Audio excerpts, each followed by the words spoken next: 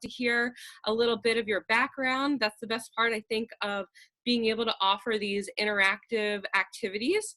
And my goal and Anna's goal is really to work with you guys on understanding how to make a very simple mask. There's a million mask tutorials out there. I've tried quite a few. I think, Anna, you've been working on some as well. I definitely have. I've been using some that are using elastic and some that are using just ties. So lots of variations out there. Oh my gosh, there's a huge amount of variations. So we just want to give you an understanding of, why some materials work, why you want to be careful with other materials. If you can't access certain materials, I know elastic has been very hard to come by. So we want to talk about some supplements for materials that might just be hanging around your house. So again, this is going to be a very, very simple version. We're going to do a couple more webinars. I'm going to show a couple different ways of making masks. There's some more complicated ways to do this, but I think for today, just to warm everybody up, the goal is really to make sure you have the basic concepts down. So what do you think, Anna? Do you think we're looking pretty good at this point? Sorry. Oh, you're mute. Got a good amount of you're folks mute here, so I think that whenever you're ready to get started, you're good. Yeah, excellent. All right, and just to let everyone know, we are going to start recording this in just a moment. So if you need to hop off or you want to share this with anybody, this will be accessible on our YouTube page, and I'm sure we're going to email this out to everybody that attended. So don't worry if you're not understanding something. However, my goal today is if you have questions, please use the chat function. Miss Anna is going to be moderating that, and we want to make sure that we're hearing you and helping you, because I think we're taking the YouTube tutorial to the next level and making sure we understand what's working for you guys. Okay, so don't be afraid. If you want to send it privately, that's completely fine. It would go to Miss Anna anyway, and she'll be able to answer you. All right, and if you're still not understanding something by the end of this, we are 100% accessible by emails and phone calls. We're forwarding all our phone calls out from the studio, so you don't have to worry about it. So the first thing I want to show you is there's a couple of different camera angles happening here. I have a Miss Julia that's like a front angle, so you can see my face. Excuse me. You'll also notice a back camera angle over here, and I might spotlight that during our webinar over here, just so you guys can see. Let's see if I can spotlight it. Or let's see, does that spotlight it? Anna, you're seeing that okay? All right, great. And then I can unspotlight that when I'm just showing you more front videos. So this is the back of my sewing machine over here. Okay, so I'm going to cancel this spotlight, and we're going to go ahead and get started. So I already saw some questions coming through about fabrics and materials, a lot of questions about what's going to work best. The first thing I want to let everybody know is these are not PPP masks. These are not medical grade masks. These are not the N95 masks. What these masks are really for is to protect you and others when you are out and about. So if you're going to the supermarket, if you're walking around at the park, what it's doing is it's holding in any moisture, if you sneeze or you cough, so you're not expressing it out there into the world. And on the other side, on the flip side, it's so other people, if they cough or sneeze, are not spreading it all over the place. So the goal is really to kind of help each other when we're out in the community from, getting any of our germs on each other. So I just want to make sure everybody understands that. I know a lot of people are hearing about making masks for the medical community, and they're using it as a supplement, unfortunately, because of the shortages, or they might be wearing it over their masks. And there is a lot of talk of if the masks are helpful or if the masks are not helpful. I think at this point we are talking about as a community and as a society, the better to kind of keep everything contained is going to be better for everybody else out there. Okay, so we're going to be using cotton fabrics today. T-shirt fabrics can work. Paper can even work. So one of the things I like to do with our masks, and we're going to go through our materials, is I also like to create a filter pocket for our masks that you can always slip in a piece of paper towel. These are shop towels that you can get at like an automotive store, or even like Walmart will sell something like this, or you can probably maybe order them offline. So these are the blue shop towels, but a Bounty paper towel is also an option, which will add an extra layer of filtration when wearing the mask. The goal is to make sure you can still breathe, though. Never put anything like plastic in your mask because that is not breathable. Okay, so do we have any questions about materials at No, all, not Anna, right coming now. through? Okay, so cotton materials, some might have cotton poly blends. That'll be okay. And I do see that there is a hand raised over here. So maybe we can see if Helen wants to throw a chat up there to ask a question.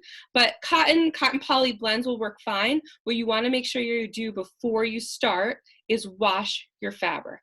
Run it through a hot cycle on your washing machine, and make sure when you're done to run it through a hot cycle on your dryer. What you want to do, one, is sanitize it, because who knows where these fabrics are coming from. You know, they're getting shipped over from all over the place and sitting in warehouses and whatnot. So that's a good rule of thumb for any type of sewing when you first start with your fabric. And then the next thing you want to make sure is that after you wash, you keep it in a clean spot. So don't just go back to storing it, you know, in a dusty attic or something like that, okay? And, oh, and I do see a question about fusible interfacing. Yes, you can use fusible interfacing. That will add another layer. A light fusible interfacing or even like a heavy to or a medium weight interfacing will work. And just remember, you wanna make sure that you're gonna still be able to breathe through this mask. So if you don't have fusible interfacing, which is basically like a woven cloth that has glue on the back. If anyone's not familiar with it, you can Google it. But if you heat it with an iron, it will stick to your cotton fabric, and it creates another layer and adds sturdiness to your cotton fabric. Or even if you're using a knit fabric like a t-shirt. Okay, so do we have any other questions about fabrics going on here? Yes, someone is asking if we can use flannel. Yeah, so flannel is a version of cotton fabric. You'll notice the weave on flannel might be looser than, let's say you're looking at a bed sheet and you look at the difference between flannel fabric and like a cotton bed sheet, like an Egyptian 800 count bed sheet. You'll notice the weave on that is going to be much, much tighter. The bed sheet's going to be better because the weave is tighter, but a flannel mask will work. And my recommendation is to put another layer, put the paper towel layer in between the flannel layers. Okay. So you know, for us, the goal is really to make sure we're retaining any of that moisture. So what they're really saying is something is better than nothing. And I think by using cottons and flannels and adding another middle layer, like a sandwich of the paper towel, you'll be in a good spot. Okay. Are we looking good, Miss Anna? We're looking good. Okay, great. So I'm going to move on to just really going through the supplies. So I have cotton fabric that I've already pre-cut over here, just for the sake of time of doing our tutorial. I have an 8.5 by 11 sheet of printer paper, and this is actually going to be my template. I am really trying to make this as easy as possible for everybody to make these masks. So you'll just notice I have my dimensions on here. 8.5 by 11 printer paper. I have a pair of scissors. So any pair of scissors that are going to work through cutting through fabric is going to be good. I also have a sewing machine with thread. So I have a spool of good thread. Color's not really going to matter unless you personally find that you want to make sure everything's going to match. But the goal is really just to make sure you're bringing the fabrics together and they're going to stay together. So you don't have to worry so much about the color. I also have a bobbin in my sewing machine. So I did see that there might be some new sewers in the room. So if you need a basic sewing machine tutorial, we have a lot of YouTube videos on setting up your sewing machine, how to wind a bobbin, how to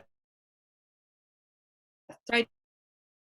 So another recommendation would be going to your machine sewing model, Googling your machine sewing model, and you might be able to find YouTube videos that are specific to your machine sewing model, since everybody's machine's a little bit different. But in this tutorial, my machine is already threaded. I'm not going to go through the threading process today. I'm really going to go through the steps of putting together our mask. So far we have our template with paper, some fabric. I have cotton fabric. I have scissors. I have thread. I have a chopstick or something pointy if you have something like that around the house, and I'll explain to you why in a moment. I have pins on a pin cushion. I have a seam ripper because mistakes happen. If you don't have a seam ripper, there are ways to cut your seams without using this, but these are pretty handy gadgets. I also have an iron. An iron is helpful, but if you don't have an iron or you don't want to break the iron out right now, that's okay. But an iron is helpful in making the pleats. And I have something to write with. So I'm just using a Sharpie marker today. And I have something bendy. So a lot of people have been seeing these masks with some sort of metal or wire in there. These are just craft pipe cleaners, chenille pipe cleaners. That's often what you'll see them listed as. Or if you don't have craft pipe cleaners, I have a pretty busted up twist tie over here from the supermarket. These will work just fine. You want something that's going to be able to shape around your nose ideally. If you don't have anything bendy, maybe you have garden ties or you just have some wire hanging around the house, you can use any of those items. But if you don't have anything bendy, then you don't have to worry about it. You can still make these masks without you know, a pipe cleaner or bendy twist ties. Okay, but I do recommend that. Then you need something to tie your masks on with. And there's a couple of things. We mentioned elastic earlier, so it's nice and stretchy. And what's great about elastic is it's not a one size sort of situation. Because it stretches, it can go on a lot of different size heads. If you don't have access to elastic, you could make something called bias tape. I am not going to be making bias tape today, but we will make a tutorial later on making your own bias tape, which is basically fabric that's been cut on the bias, which is on basically a diagonal. So there's a little stretch to it.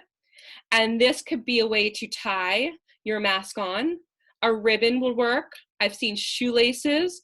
I've seen people cutting t-shirts into strips.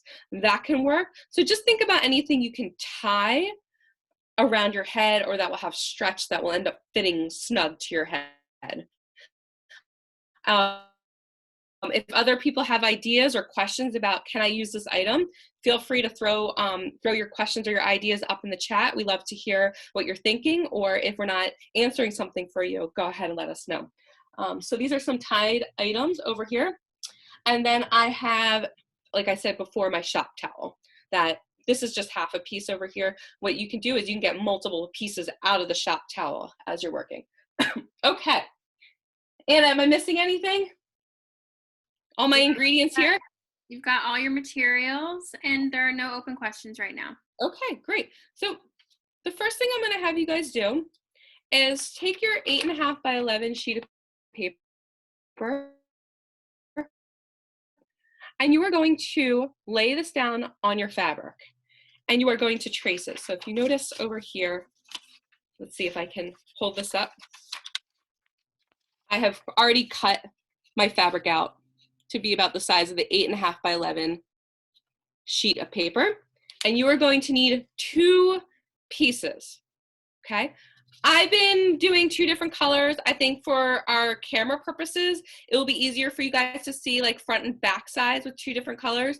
If you don't have 2 different colors, that's totally fine. If you want to cut this without, well, I'm gonna recommend that you guys cut 2 separate pieces for this, just for our purposes today. But if you decide that you wanna cut one large piece, that would end up being like 16 inches. So that would be like one giant long piece this way. Sorry, I don't know if you guys can see that. You could, we're gonna cut 2 8.5 by 11 pieces of fabric.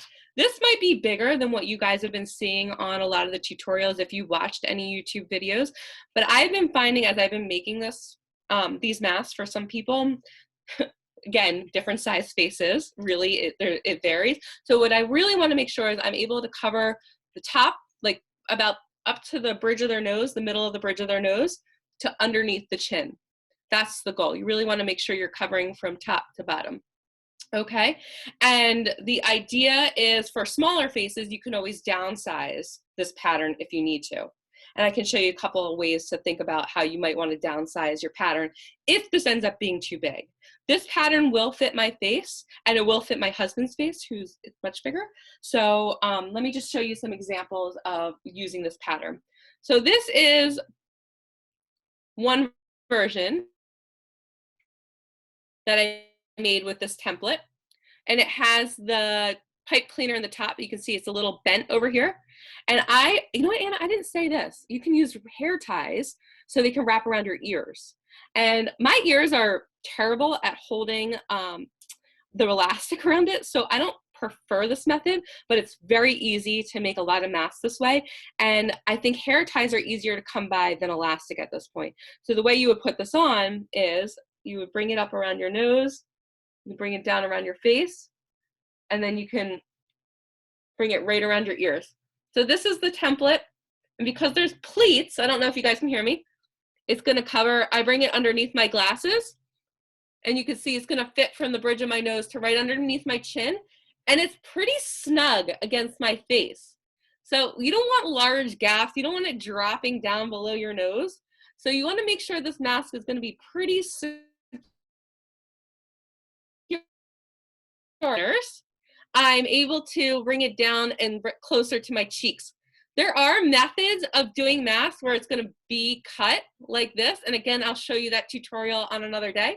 And when you want to take your mask off, you always want to make sure you grab it by the elastic or the ties in the back and pull it off. You never want to pull it from the front where obviously there's going to be a lot of germs coming through in that section. So always make sure you take it off by pulling the elastic off or from your ears or from behind your head, okay? So that's one version I was able to make with this mask.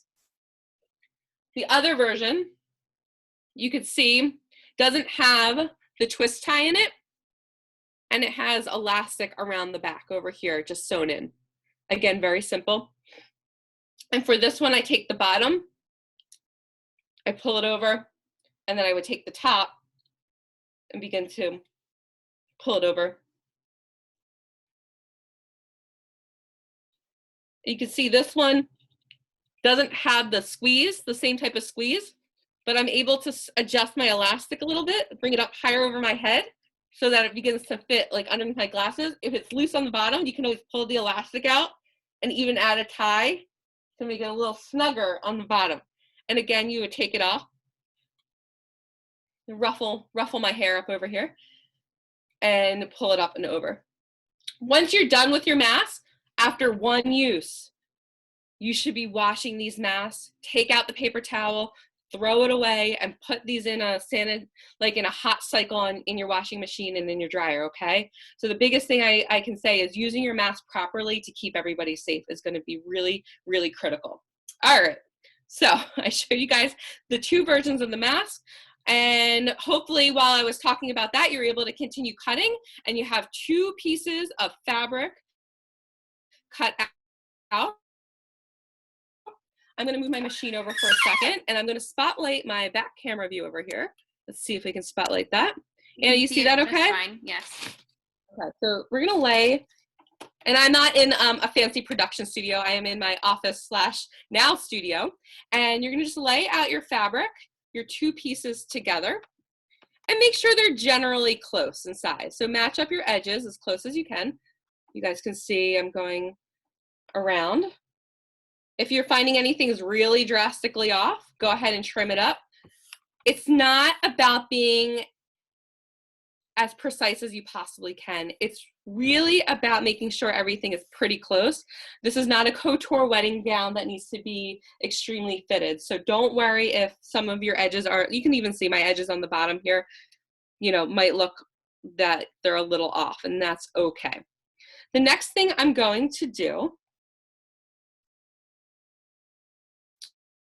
is I'm going to fold my fabric in half just for a second to find the halfway point. You could certainly use a ruler for that, but I'm going to take my pipe cleaner because I was able to twist that up. If you have a chenille pipe cleaner, what I like to do, just to tuck in the ends, I take the two ends and I twist them.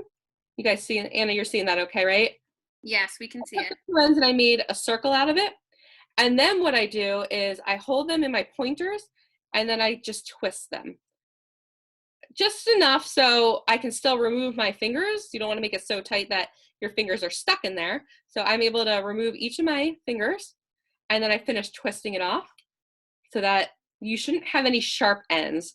You don't want to have any sharp ends sticking out if you're using anything metal. So my middle sharp ends are over here. You can always even put a piece of tape over that. That's, you know, that will work. And then I'm going to fold this in half just to find the halfway point for a second. And I'm going to just, if I want to mark it, I can always take a pin. If I want to know where my halfway point is, mark it like so. So there's roughly my halfway point. I can unfold it. I know where my halfway point is. I'm going to line my pipe cleaner up right at that halfway point. And you can even take your pin that we were just using to hold it in place. And I keep it pretty close to the edge. So I'm going to take my pin and it's going to go over and around. So it just kind of holds the pipe cleaner in place. But if you're not doing this step, don't worry about it. You won't need to do this. And the same thing for any type of metal that you're using. I would recommend doing this the same way for even if you're just using a piece of like garden wire or something like that. And that's just going to temporarily hold it in place, keeping it close to the edge. It doesn't matter which side you do it on, because it's going to be, at this point, we can flip it both ways. All right. And are we looking okay for folks with the, okay, metal? Great. Excellent.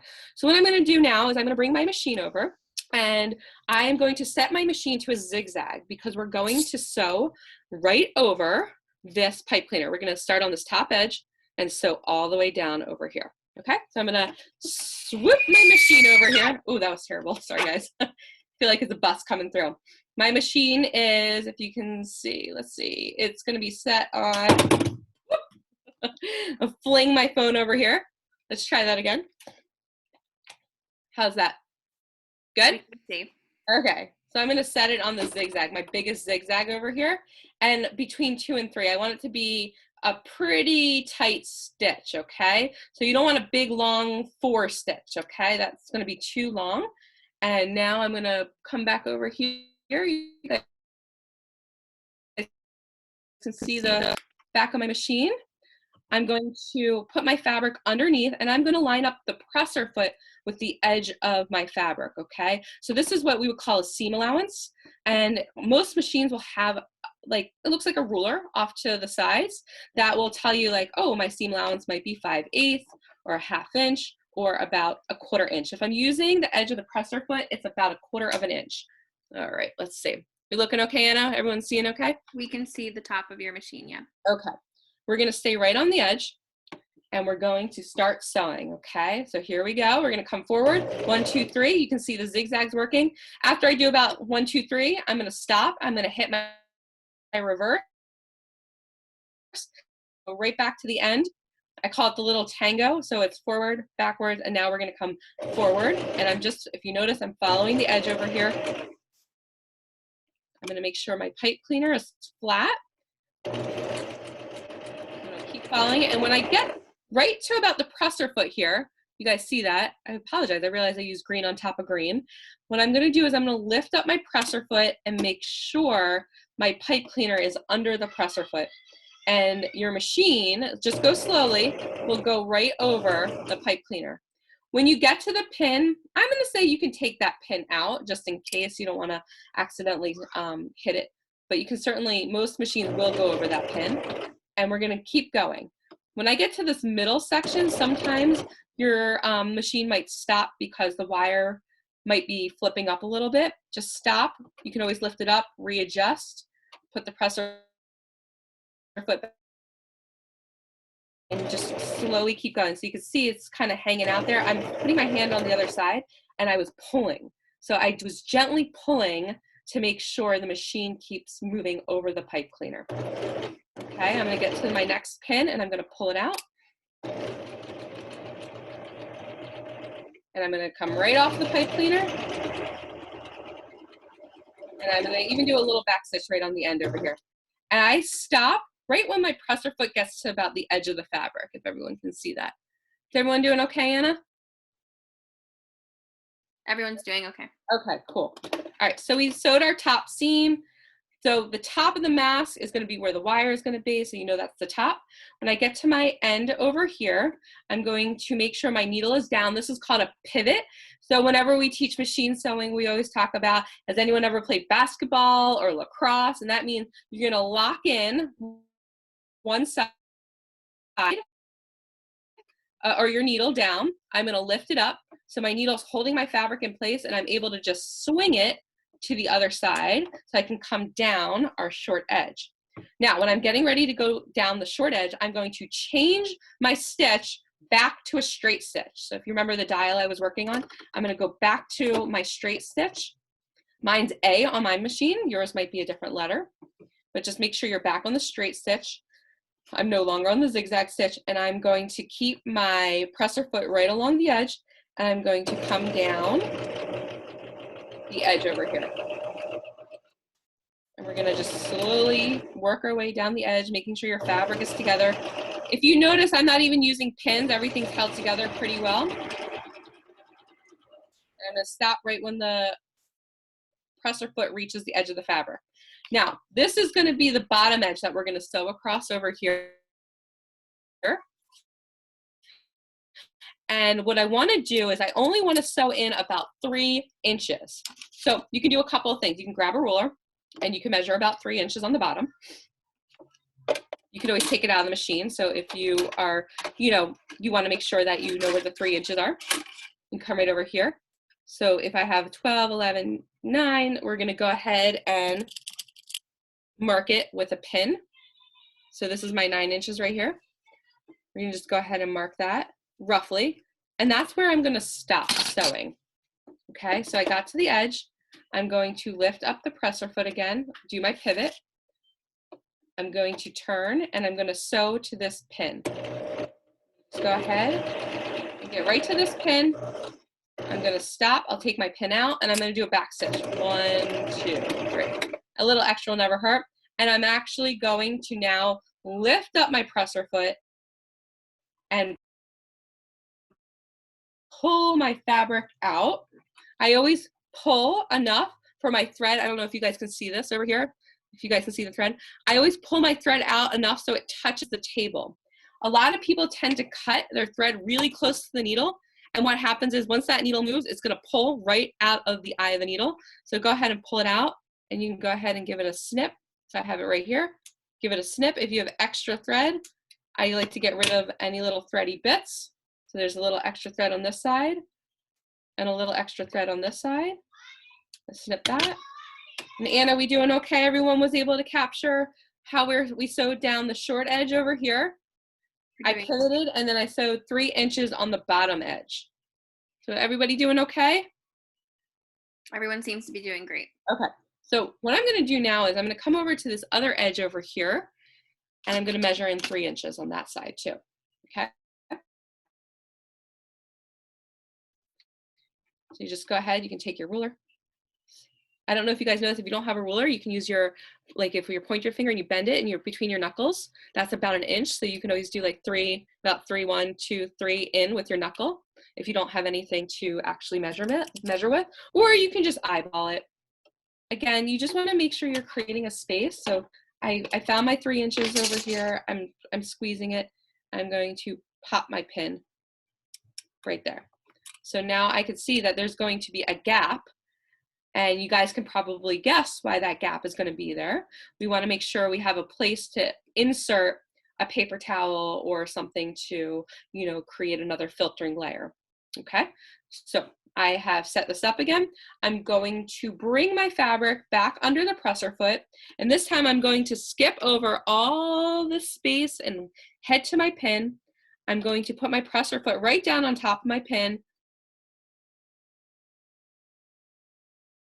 and I'm going to pull my pin out, put it off to the side, bring my needle down. I'm still on the straight stitch, and we're gonna go ahead and start sewing again. So I'm gonna come forward and go backwards like maybe 1, 2, 3 times. The back stitch is important just to make sure you don't have, so your fabric doesn't come, so the sewing doesn't come undone. So recommendation is a little extra back stitch won't hurt. And I'm using the edge of my presser foot right against the edge of the fabric, and I'm going to continue to the next corner. And when our presser foot reaches the next corner, you can see the end of it. We're going to stop. I'm going to make sure my needle is down. I'm going to lift up the presser foot and pivot again. And we're in the home stretch, guys. Home stretch of sewing over here.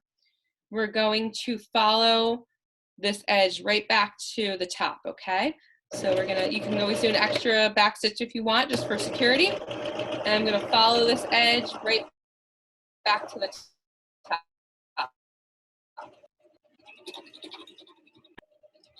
And when I get to the end, you guessed it, we're gonna do a back stitch. I like to bring it way off the fabric. So I just kept going, I let it come off the fabric. That way I know everything's been really securely stitched. So you notice right over here, I back stitched. We've got a question, Miss Julia, What? about tension and what the tension should be set to. Okay. That is a very good question, because a lot of machines can be finicky about tension. Every machine is going to vary a little bit. Ours is always set on a 4 because we're on like a pretty standard cotton fabric. We're not going through a lot of layers.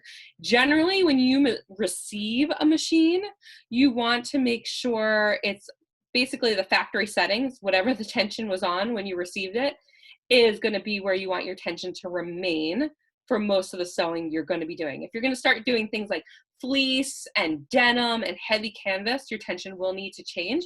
But along with that, your thread needs to change, your needles need to change, and that affects, it's kind of like a domino effect. So if you start messing with the tension, it could be a little tricky to get it back to where you want it to be. But I suggest looking at your manual and going to a section, it usually talks about tension in your manual, or Googling the machine you have and checking in on what like the standard number is for your machine's tension. The Janome My Styles, if anybody's using that, is on 4. So I don't know if that was able to help you if you're using that machine, but tension, and if anybody's not familiar with tension, if you notice that your stitches look very bubbly, like loopy, that means your tension is too loose, so you need to tighten it. And if your tension looks very tight and it's sort of snagging the fabric and puckering it, that means you have to loosen your tension a little bit. But it can be very tricky to get it right. So my recommendation is don't mess with the tension if you don't have to. So really good question. Okay, I'm actually going to scoot the machine out of the way for a moment.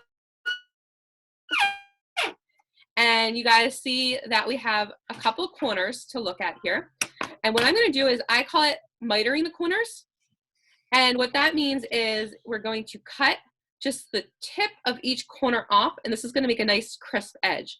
And for me, because my back stitches are pretty good and they overlap, I am not really worried about any of my stitching coming undone. So I'm going to just take my scissors and I just put it on the diagonal and I'm snipping off the corner.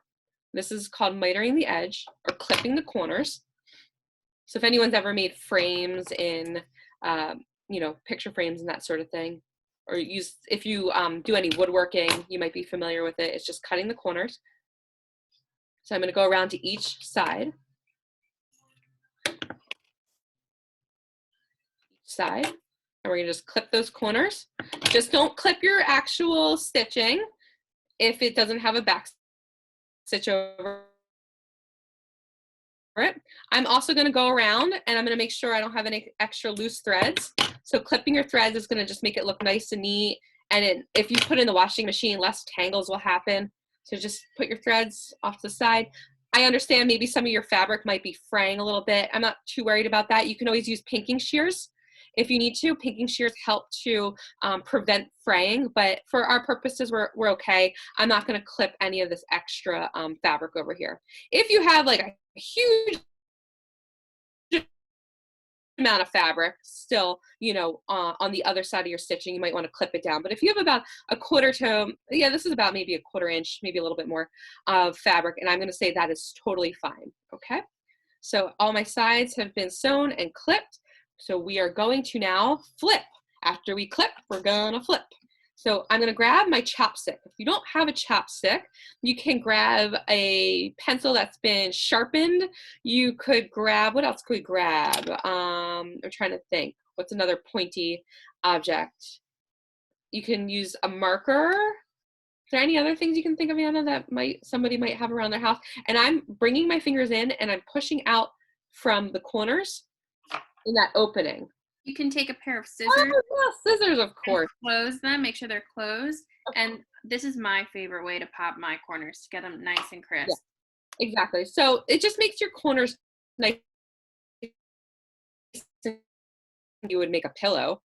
And so I'm just pushing out all the corners. I'm going to grab my chopstick, or if you want to use your scissors. So I'm going to put it into the opening, and I'm just going to gently push. If you guys can see that, I'm gently just pushing out the corners here. I'm going to go to each side, and each side, you notice they still might be a little rounded, and that's okay. You don't want it to look really lumpy and bumpy. That's the goal. Okay, so you guys can start to see. I'm going to switch back to this section over here. I'm going to re-spotlight. This looks good, right, Anna? You can see my front? I can see your front.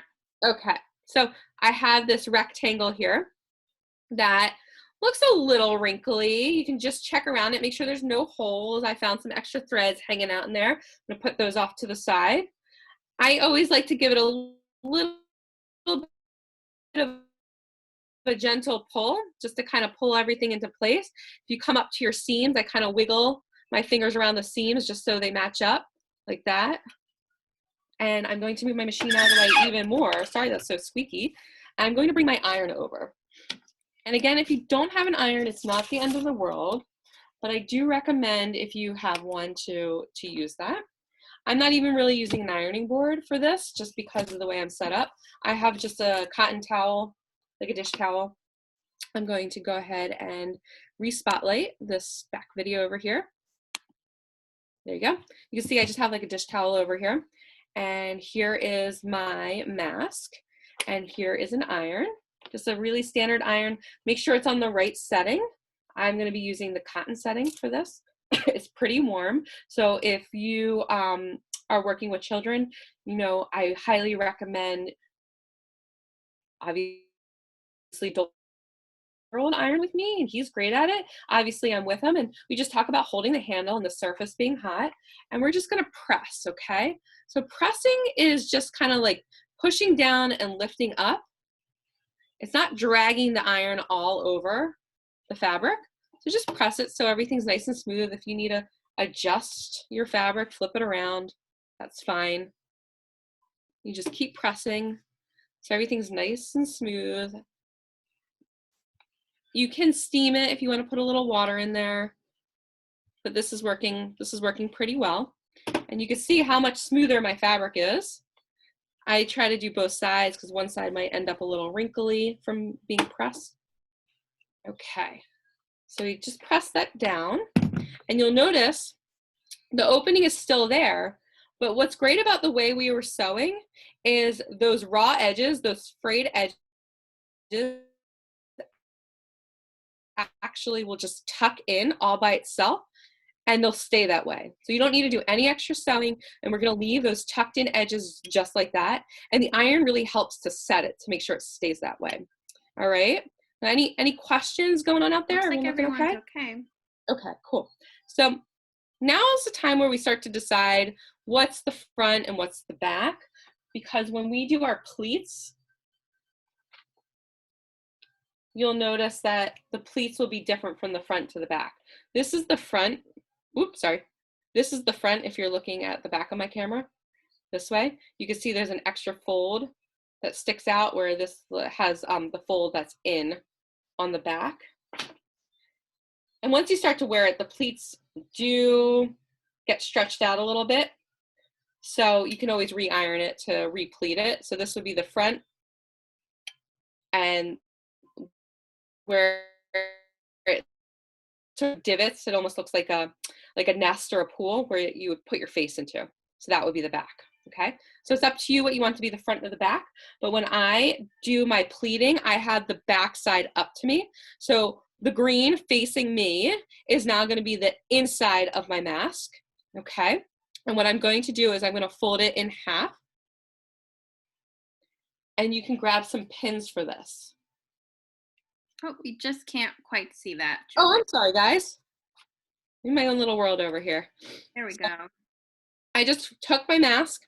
The top is over here, so I have my, it doesn't really matter what's the top or the bottom, but I do want to make sure the inside of what's going to be facing into my face is the green, and that is going to be facing up right now. I'm going to fold it in half. I'm going to take my pin, and the pin is just going to be used as a way to mark where the middle is, just like that. In there, I just want something to mark it. Bring the mask up to the edge of the fabric or the edge of your towel a little bit, Julia. Just so Right up here, right? Perfect. Thank you. Better? Okay. Yes. Thanks, Anna. So I have Anna here, extra set of eyes. So I just put a pin in the middle over here, and I can flip it over this side, and I'll just stick a pin over here. Again, just a temporary way to mark without putting a marker on anything. And I'm gonna lift up my mask. I'm gonna open it up, and you can see that it even creates a slight crease for you already, which is great. And you can always work with that instead of a pin, but this is just so you guys have a better visual since you're not here with me right now. I'm going to go ahead and fold in again. So I took my top edge and I fold it to the middle. And you can crease it with your hands or with a pin. I'm just sticking a pin in the ends. If anybody needs me to redo any of this, I can do that. I'm going to put another pin over here. So I have 2 pins. We just can't quite see the second one that you just added, Miss Julia. That's the middle one, and then I'm going to do the same thing on the top. I'm going to fold it in, crease it. You guys see that? I'm going to open it back up, and where you can see my crease, I'll go ahead and stick the pin again.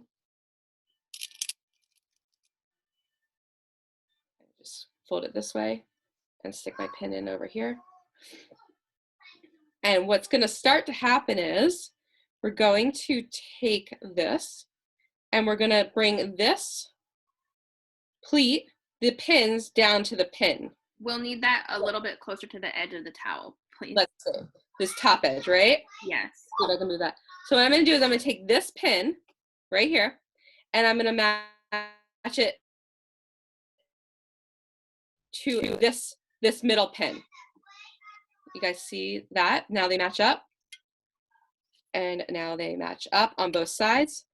One pin, pins meeting pins. And we can see the right. We can see the right side. We can't just see the left side. I'm going to flip it so you can see the left side too. Thank you, Miss Julia. So I did the same thing. I matched the pins all the way across. So it's one long vertical line now. And I'm going to remove. I'll remove the bottom pin over here. You guys see that? Over there. I'm going to remove that. I'm going to take that out. And I'm going to just place this pin right where the fold is. So I was able to just pin the pleat down. Okay. I'm going to do the same thing on the other side. I'll pull out the bottom pin and replace the top pin through both layers. So now I have folded in one pleat. We're going to go ahead and do the same thing on the other side, and we're going to just bring it right down. Let's see if I can move that out of the way a little bit, bring this up. So this pin is now going to come right to the middle over here on both sides. So it almost looks like a envelope. So I matched that up. There are different ways of doing the pleats. I prefer this method since it's very easy. You don't need to do a lot of measuring and you can get it pretty exact. I'm going to pull out the pin over here and insert it through all the layers. There's 1, 2, so now it's folded. And we're going to do the same thing. Other side. Do we have any questions about this? Has everybody doing okay? Doesn't look like we have any yet. Okay. So you should have, if you notice, my back is folded in and my front has this like pucker, right? You guys see that? So we can see the front, I'm going to be able to push out. My face is going to be able to fill in from this back side over here. All right. So a couple of things can happen now. This is where the elastic is going to be put in, or your ties or your ribbon or whatever you're going to use. So I'm going to show you one side of putting elastic in. So I have a piece of elastic. This could be the same as ribbon. For the elastic, I generally measure about 9 inches, and that seems to be a fairly good size. So you can go ahead and take your ruler and measure 9 inches. I just misplaced my ruler somewhere around here. I would measure your elastic at 9 inches. Your ribbon should be longer because you want to make sure you can tie it. And my recommendation for ribbon is probably almost like 15 inches on each side, because what you want to be able to do is make a bow in the back so it's going to stay on your head. And the ribbon's going to be separate. So if you're going to do ribbon, and especially, yes, Anna made a really good point, ribbon doesn't stretch. So your ribbon's going to get sewn in on this side and on this side like that. And that's a little different than what I did over here for elastic. If you notice, I sewed one end and I had to sew the other end over here. All right, so if you're going to do the elastic method on this side, or ribbon, I'll get you started. You can pin your elastic down. That actually will make your life a little easier. So I bring it almost right up to the corner. I'm not going to go right on top of the corner. It's almost like right under where I sewed. You can feel the fabric fold. So it might be about 1/8 of an inch difference between the top to where the elastic or the ribbon would be. And I'm going to stick my pin in there, and I would do the same thing on the other side. I would stick my pin in there, give it a little space, and this is just going to help you to temporarily hold this. I don't think you guys can see that. There you go. Stick my pin on the other side. All right, so you can see there's a lot of pins hanging out over here. What I'm going to do is I'm going to move my ironing material out of the way. Just bear with me for a second. We're going to scoot the machine over. We've got wheels on machines. Here we go. Last stop. There's the machine. What I'm going to do now is I'm going to take my mask. So if you notice, I'm following the presser foot edge right along the edge of the fabric. I'm going to start at the top. I'm on a straight stitch. I'm just using the straight stitch for this section, okay? I'm going to go ahead and take this pin out. Again, you can sew over the pins if you're comfortable, but for my purposes of showing you, I took it out, and I'm going to go ahead and start sewing straight down. I might hold my elastic steady, and you want to get a good back stitch on the elastic. So I'm going to go over it like a couple of times, like just to really make sure it's secure. The more you back stitch, because this is going to get a lot of pressure from pulling around your head, make sure you do a couple extra back stitches. It won't hurt. Once I feel comfortable and confident about my back stitching, I'm going to now come right on down, and I'm going to get to my pleats. I'm going to take my pin out, just kind of hold it flat and keep going slow. I'm going to pull out my second pin over here, really my third pin, and you can see I'm going right over the pleats. So I want to make sure that fabric is being sewn down. I'm staying right on the edge. I'm going to pull out my other pin, my last pin on this side. Make sure it doesn't wiggle. So if it does wiggle on you, don't be afraid to lift up your presser foot a little bit and do that back stitch again. And then I come right off. I like to come right off the fabric. That way I know everything is securely sewn in there. Anyone have any, are we doing okay on questions, Anna? We're doing great. Okay, excellent. So we have the elastic sewn in. I'm going to get rid of the extra threads on here. Again, you don't want to get that snagged up on anything. So get rid of your threads. Get rid of your threads. And what you would do with the elastic, so for ribbon, this is where we're going to take a couple of different paths, the fork in the road. For the ribbon, excuse me, you will leave the elastic or the ribbon just like, I'm sorry, you leave the ribbon just like this, and you go ahead and do the exact same thing on the other side, so that you would have 4 strands hanging off of each side. For the elastic to loop around, this is where things can get a little tricky sometimes. I don't know if you guys can see this. I'm gonna let me think. I think I'm gonna go to the front view camera over here. So just hang on for a second. I just wanna show you guys, if you're doing elastic, it needs to loop around. And what's gonna happen is I'm going to take it around the front. You see the pink is the front. And then I'm gonna bring it to the back to the green. So you see how it makes a loop? And it's pulling the green on the other side, and it's not twisted. It's really important that your elastic isn't twisted, because I don't think you would want like a twisty spot pressing on the back of your head. So just make sure your elastic is nice and straight, and you're gonna come over, and I'm gonna re-spotlight my back camera over here. I'm gonna get this off, hold on.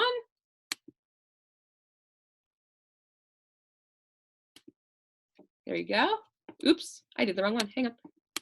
I have to orchestrate all the camera views. So here we go. Now you could see I would come over to this back side, and you want to be very careful when you sew this. You do not want to actually sew the elastic to the other side. It's really important that you're just capturing the little tab right here. So you might want to, some machines, most machines have an arm. You could pull it away from the machine. And we're going to, I like to loop the elastic. Let me just set it up for a second for you. I forgot, I'm gonna do a pin first. Pin that elastic down, it'll make your life a lot easier. And that way you don't need to have your hands holding 9,000 things at once. So take this elastic and just move it. You see how I pulled it out the back of the machine?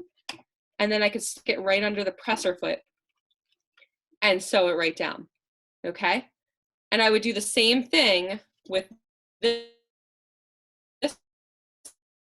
side, my bottom elastic. I looped it around and I would sew it down. But I'm not going to do that for today's tutorial. I want to show you quickly how you can sew the rubber band easily into your mask as well. So I'm going to just grab a rubber band, and I'm going to undo this piece of elastic over here. And for the rubber band option to go around your ears, I like to sew my mask pleats down first. I'm going to go ahead and sew that and set up right on the edge of the fabric here. I'm going to run my presser foot along that edge. I'm going to come forward. I don't have to worry about back stitching as much since there's no elastic that I need to hold in place. And I'm just going to work my way down. When I get to the pin, I'll remove it. Do it again. I'm going to remove my pin on this side. Go right over those pleats. Go right to your edge at the bottom. Do a quick back stitch. Pull it out. And you can see nothing's attached on this one. So I'm just going to go ahead and snip the extra threads. Snip the extra threads. And I'm going to bring over my elastic hair tie. The hair ties work really well since they have a covering on it. Some people might only have rubber bands, like rubber bands. They work too, but the hair ties, just because they're not, the rubber's not exposed, it doesn't get snagged in your hair. So I really like to use the hair ties. What I'm gonna do is I'm actually gonna take this top corner and fold it down right where the pleat meets, just so I can get the rubber band over. Okay, so I just looped the rubber band around the ends of my mask. Is everyone doing okay with that, Anna? Everyone's doing great. Cool. And then I might expand out the fabric a little bit. You can see it's pretty close. And I'm going to take this top edge over here and I'm going to fold it. It's going to just kind of like a taco, if you will, like just kind of scoop up the rubber band. It's going to hold it in place. And what we're going to do now, you don't need a big fold of fabric. We're going to sew right on that seam we made. So we already have a line to follow. We're going to put this back under our machine.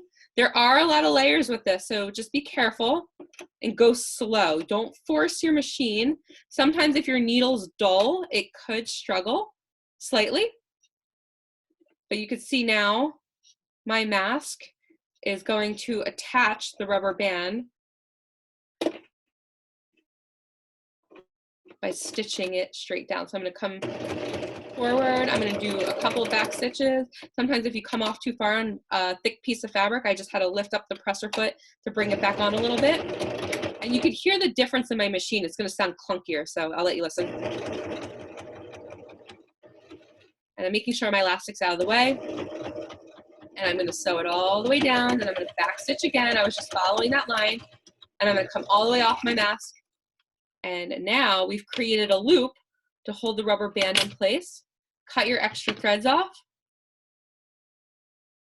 just like that, on both sides. Make sure it's nice and clean.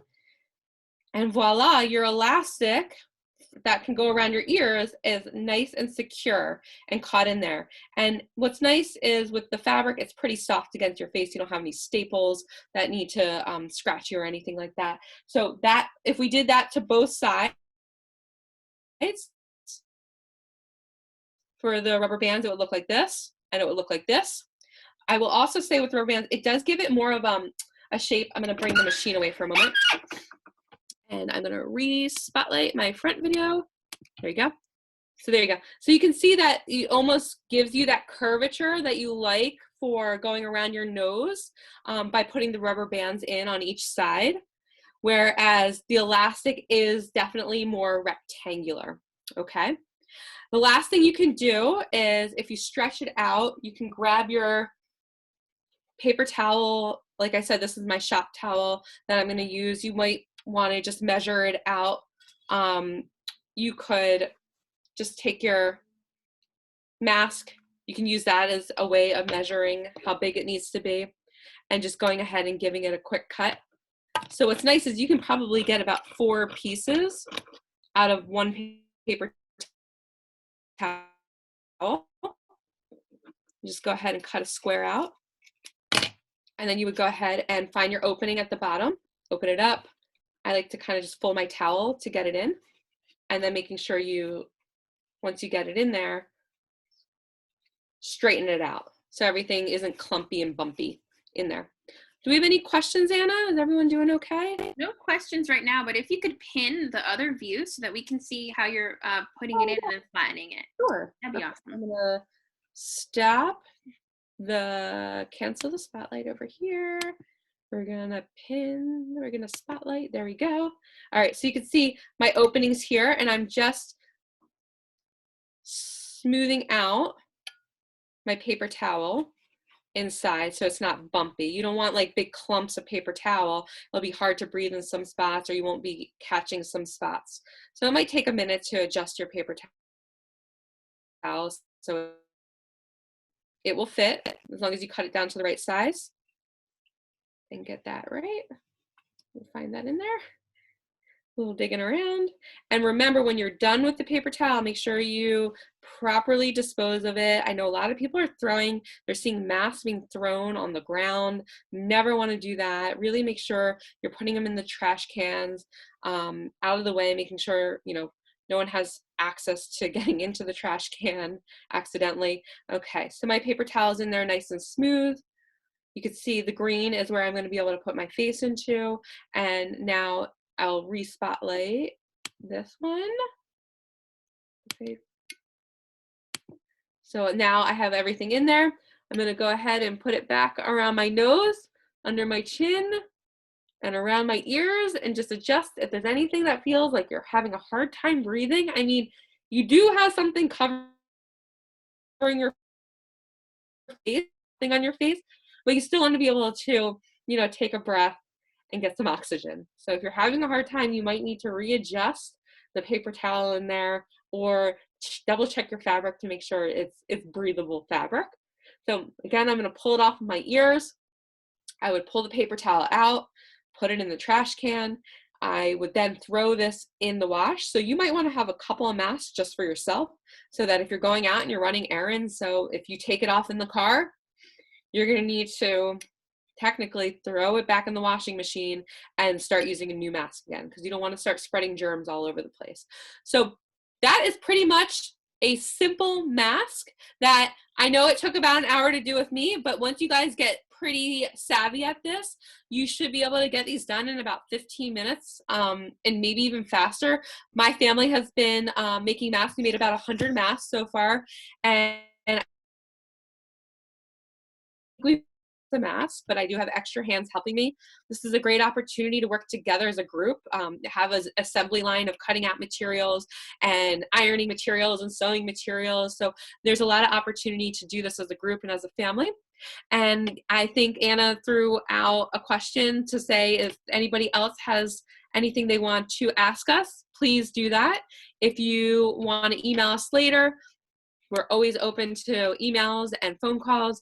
If you guys want to access this video, we'll have it up on our YouTube page, and we'll also have it available on our website, so you'll be able to access it very easily. And you're welcome to share this with anybody as well. So I do see Helen, I think, had a question. So let's go ahead and find out if there's any questions.